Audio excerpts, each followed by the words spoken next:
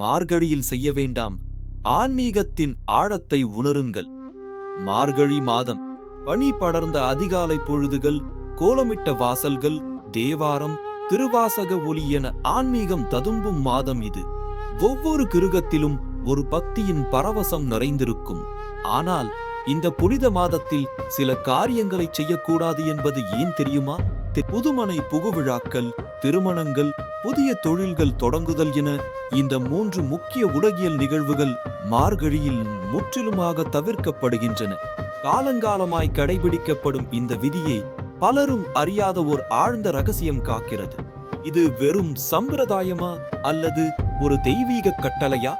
ஆம், மார்கழி மாதம் என்பது முழுவதுமாக இறை வழிபாட்டிற்காகவும் சூரிய பகவானின் அருளை பெறுவதற்காகவும் ஒதுக்கப்பட்ட மாதம்.